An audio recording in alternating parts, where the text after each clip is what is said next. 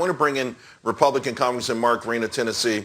You know, Congressman, it really, in my mind, without a doubt, is that if President Biden had the Democrat votes, he would go through right now with reconciliation. So he's obviously struggling within his own party, and I think skyrocketing inflation has a lot to do with that.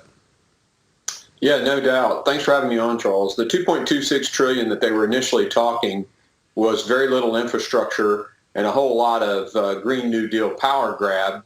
But they've realized that that portion isn't selling to the American people, and the American people want a real infrastructure bill. So that's one problem that the Democrats have. And then you hit it on the nail on the head. More cash means more inflation, 4.4+% last month. You know, the jobs numbers from last month were terrible, expected to be a million new jobs. We got 266,000 actual decrease in women's jobs. So Biden's in a bind, all created by his own economic policies, and $2.26 trillion in a package is not going to help. To me, it also seems this inflation being driven up by all of this money. And by the way, a lot of money starts to go out in July as well.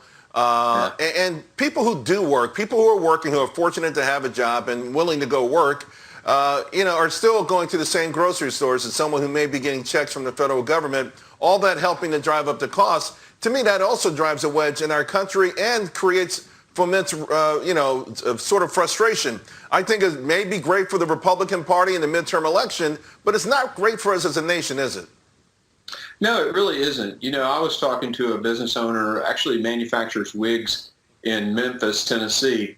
African-American business owner. He has about 125 employees. On the day the stimulus package was announced, 30 people got up and walked off the job. And you're right. I think you're mentioning something that nobody's talking about, the wedge that creates between the business owners and the folks who are working.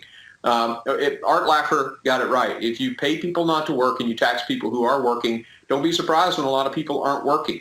That's exactly what Joe Biden and his economic policies are doing to America. Great point.